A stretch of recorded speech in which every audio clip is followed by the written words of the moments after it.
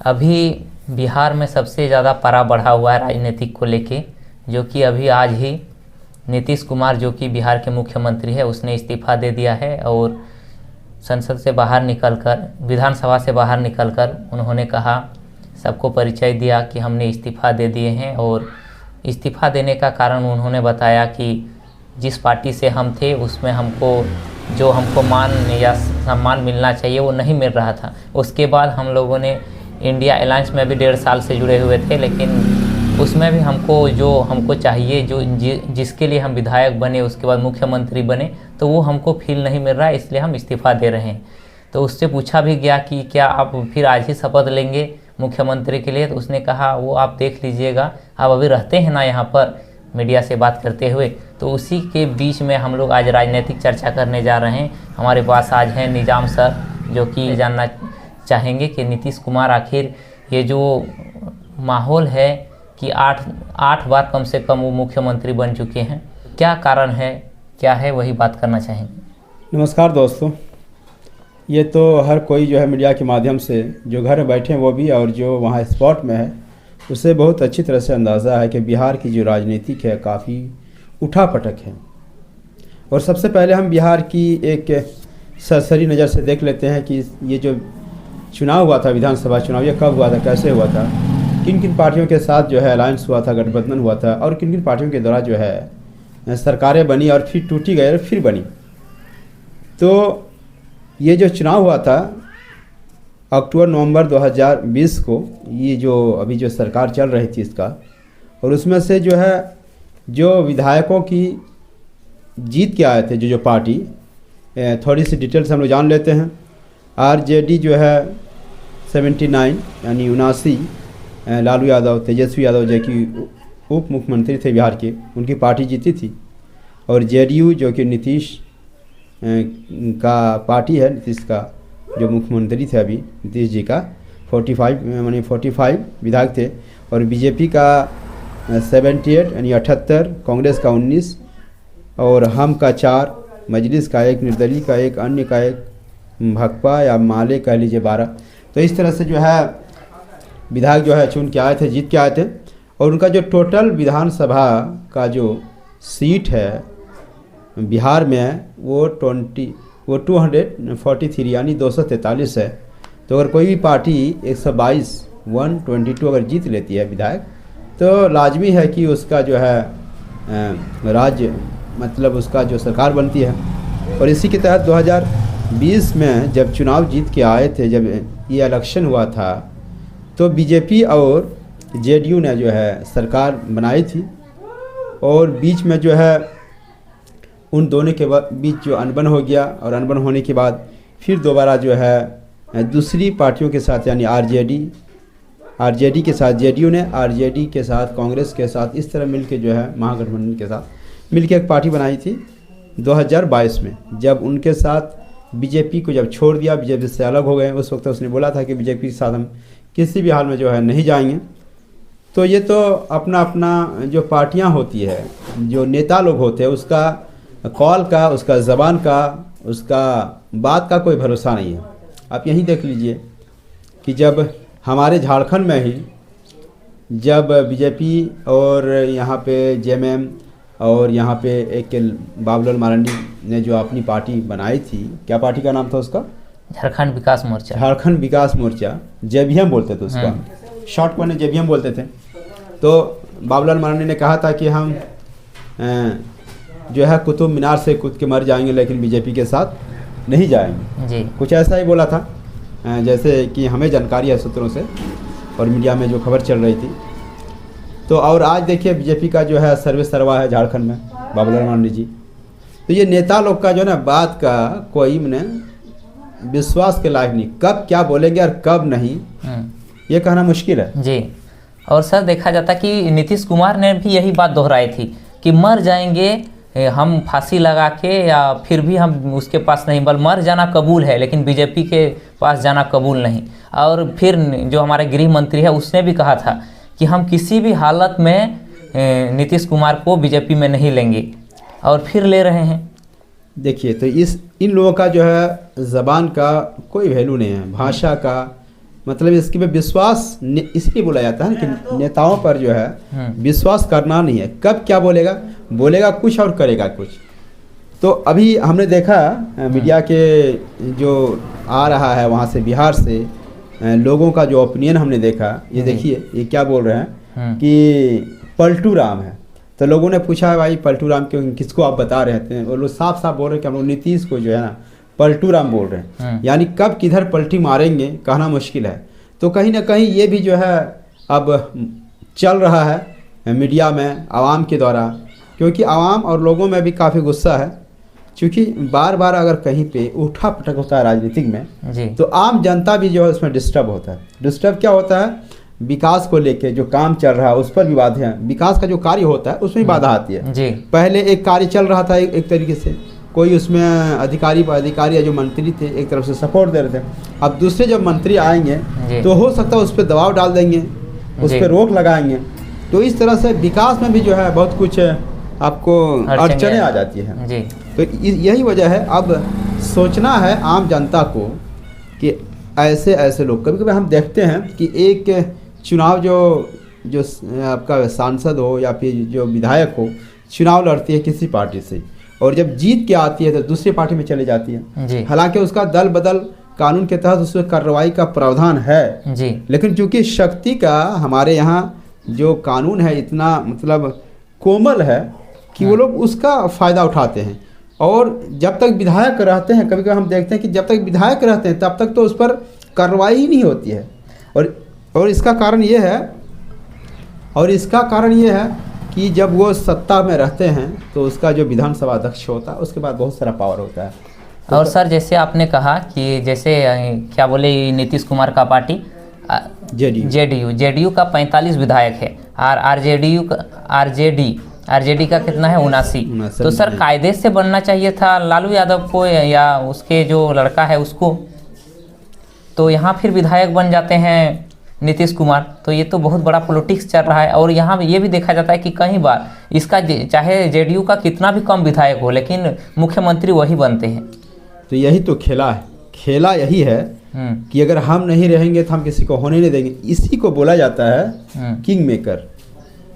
इस टाइप का जो पार्टियां होती है कम सीट ला के भी जो है सबसे ज़्यादा पावर में रहता है, तो इसी को किंग मेकर बोलता है। यानी जो किंग होता है, जो बादशाह होता है, हम ही बनेंगे या हम जिसको चाहेंगे उसको बनाएंगे। तो कम सीट रहने के बावजूद कुछ पार्टियां ऐसी होती है कि वो जो अपना फरमान रख देता है कि नहीं भाई हमको मुख्यमंत्री चाहिए, अगर हमको मुख्यमंत्री का पद दीजिएगा, इतना मंत्री दीजिएगा, तभी हम आपको सपोर्ट करेंगे। तो जो बड़ी पार्टियां होती है जो ज़्यादा सीट लाती है वो देख रहा है कि अगर हम इसको नहीं सपोर्ट करें तो हम तो अकेले बना नहीं सकते, तो चलो ठीक है तुम ही बन जाओ मुख्यमंत्री, उप मुख्यमंत्री, और जो दूसरा मंत्रियों का कोटा है वो तो कम से कम मेरे में आएगा और 5 साल हम राज करेंगे।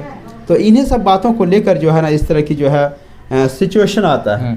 और सर देखा जाता है कि जब तक नीतीश कुमार पहले तो एनडीए में थे यानी बीजेपी में, तो 2013 में जब उसको बीजेपी में जब उसको पीएम पद के लिए उम्मीदवार नहीं चुना गया, जब मोदी को चुना गया, उसके बाद वो फिर उस पर पलटी मार लेते हैं।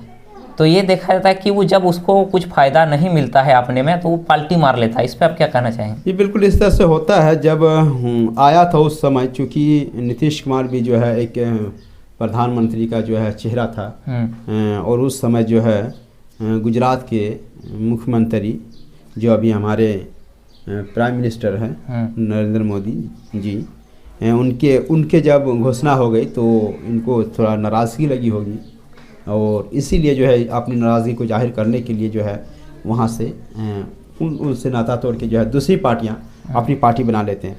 तो खैर ये तो नेताओं का अपना होता ही है कि हमें अगर फ़ायदा नहीं मिलता है तो हम तोड़ लेते हैं। हालांकि ये लोग जब इनसे पूछा जाता है, मीडिया के द्वारा जब पूछा जाता है कि भाई आपने वहाँ पे क्यों नाता तोड़ लिया, तो वो एक ही बात बोलते हैं कि हमारा जो मिशन था, हम जिस वादे को लेकर आवाम से आए थे, लोगों से आए थे कि भाई हम आएंगे तो ये कर देंगे, हम आएंगे तो वो कर देंगे, तो वो हम वादा पूरा नहीं कर पा रहे हैं। अब नीतीश जी का ही देख लीजिए, इसने कहा कि हमारा जो मकसद था, जो हम बोल के आए थे अपने वोटरों को, अपने आवाम को, अपने लोगों को, वो पूरा नहीं हो पा रहा था, जिसकी वजह से हम जो है ये तोड़ रहे हैं।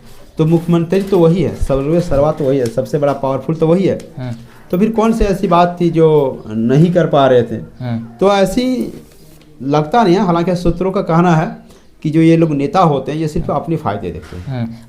और सर देखा जाता है कि जैसे कि नीतीश कुमार अगर इंडिया अलायंस में होते तो वो कम से कम प्रधानमंत्री के पद के लिए चुना जाते, लेकिन वो बीजेपी में जाके तो बिल्कुल प्रधानमंत्री नहीं बन सकते हैं।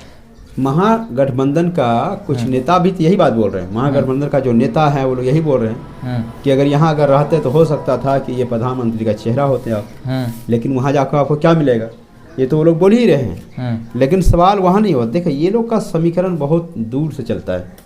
कभी कभी जब इलेक्शन आते हैं तो ये अपना समीकरण बनाते हैं कि लोकसभा में मेरी स्थिति क्या रहेगी, विधानसभा में मेरी स्थिति क्या रहेगी, हम किस में जाएंगे, क्या करेंगे कि मेरा जो है ये लोकसभा का सीट ज़्यादा है, विधानसभा का सीट ज़्यादा है, तो उस हिसाब से करते हैं।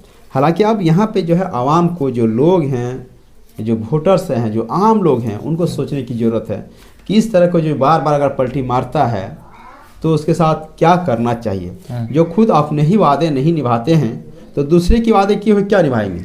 और सर देखा जाता है ये नीतीश कुमार तो ये कोई उभरता आज का पॉलिटिशियन नहीं है, क्योंकि ये जब बीजेपी के अटल बिहारी वाजपेयी साहब थे तब से ये पॉलिटिक्स कर रहे हैं, और उसी टाइम जब अटल बिहारी वाजपेयी थे उसी दौर में इसको बहुत माने बम्फर इससे मिला है इसको कि राजनीति में ये रेलवे का मंत्री भी रहे और कई विभाग संभाले, तो उसी टाइम से ये बीजेपी के पास है। और अभी क्या वो फिर से बीजेपी में जाएंगे या सिर्फ कैसे लगाई जा रही है? ये देखिए इनका बीजेपी से बहुत पुराना रिश्ता रहा है। पहले से ये बीजेपी का ही हिस्सा हुआ करता था, उसके गठबंधन हुआ करता था, उनसे रिलायंस करके जो है इलेक्शन लड़ते थे। बीच बाच में जब इनको लगा कि नहीं हमको जो है उचित सम्मान नहीं मिल रहा या फिर हमारा जो मकसद था वो फुलफिल नहीं हो पा रहा है, तब इन लोगों ने उससे गठबंधन तोड़ के एक दूसरा, उससे नाता तोड़ के एक दूसरा रास्ता खोजा और दूसरे रास्ते जो है जो अपोजिशन पार्टी थे, जो अपोजिट था इनका, उनके कांग्रेस हो या आरजेडी हो, जो भी हो, उनसे जो है हाथ मिलाने का काम किया। तो इन लोगों का तो होता ही इस तरह से। तो कम से कम आम आवाम को ये सोचने की ज़रूरत है, आम आवाम को, आम लोगों को ये जानने की ज़रूरत है कि कौन जो है आपके भलाई के लिए सोच रहा है, आपके विकास के लिए सोच रहा है। अभी जो राजनीतिक होती है बहुत जगह हम देखते हैं कि धर्म के आधार पे हो जाती है, जातिगत के आधार पे हो जाती है। हालांकि ऐसा नहीं होना चाहिए, क्योंकि ये हमारा देश है इंडिया, हमारा देश है भारत, और हमें यहाँ देखिए जाति हमें खाने नहीं देगा, जाति हमें नौकरी नहीं देगा, धर्म हमें नौकरी नहीं देगी। हमें जो नौकरी देगी, हमारा जो स्थिति सुधारेगा, हमारा जो रोज़गार बढ़ाएगा, हमारा जो विकास करेगा, उस पर होना चाहिए।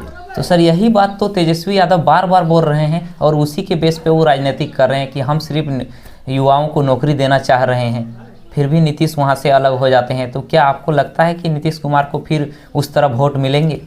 बिहार की जो हम अभी स्थिति देख रहे हैं, जो लोगों का बयान आ रहा है, आम लोगों का बयान, जैसे कि हमने बताया, इससे पहले दिखाएं कि देखिए किस तरह से बयान दे रहे हैं ये लोग कि बिल्कुल हम वो तो पलटू राम है, और इस तरह से जो है अभी उनको जो है जितना उसको वोटर्स था, जितना लोग उसको सम्मान देते थे, तो वो सम्मान और वो वोटर शायद नहीं मिले उनको।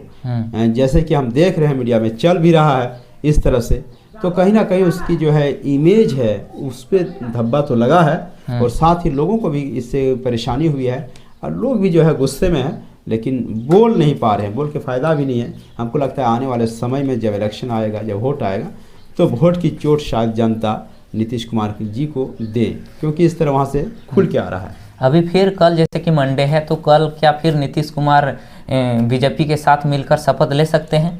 बिल्कुल शपथ ले सकते हैं, क्योंकि बीजेपी का जो इसका नीतीश जदयू का नीतीश कुमार का सीट है 45 है और बीजेपी का जो है 78 है, तो यानी 78 है। अगर दोनों को हम मिला देते हैं तो 123 के लगभग हो जाता है, और यहाँ इससे चाहिए 122, यानी सरकार बनाने के लिए तो 123 हो ही जा रहा है, तो बना सकते हैं। और ये तो हमको लगता है कि या सूत्रों से जैसे हमें जानकारी मिल रही है कि ये सोची समझे साजिश के तहत जो है ये लोग अपना प्लान बनाए हैं, पहले प्लान बना लिए होंगे कि हमारे पास इतना विधायक है, तभी इस्तीफा दिए। क्योंकि कोई भी नेता जो है ना अपना सेफ गार्ड देख के चलता है, अपने सेफ लेके चलता है, तो कहीं ना कहीं नीतीश जी जो है अपना विधायक का जो उसका कैलकुलेशन होगा, जो उसका समीकरण होगा और बीजेपी के साथ या फिर दूसरे पार्टियों के साथ बना के जो है इस तरह के इस्तीफा दिए हैं, तो बिल्कुल वो बना सकते हैं। वही आरोप सर केजरीवाल लगा रहे हैं कि जैसे कि भारतीय जनता पार्टी वाले हमारे जो विधायक हैं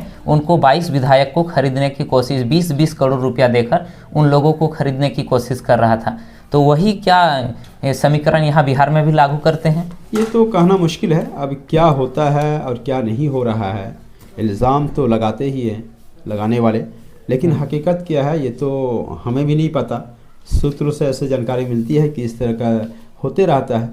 ये जो है सियासत में कोई बड़ी बात नहीं है, पैसे का तो लेन देन होता ही है। अगर नहीं होता है तो इस तरह से उठापटक होने का मतलब क्या है? किसी के लिए कोई सोचता, नेता जो सोचता है सिर्फ अपने लिए सोचता है, दूसरे के लिए जो है लोग बहुत कम सोचते हैं।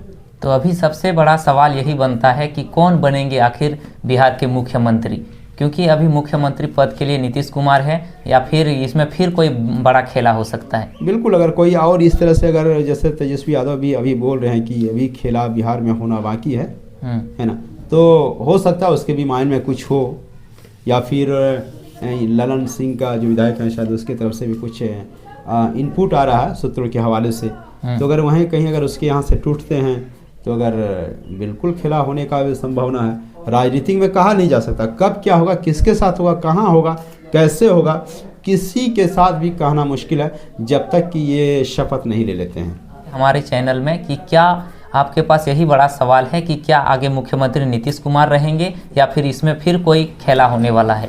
धन्यवाद।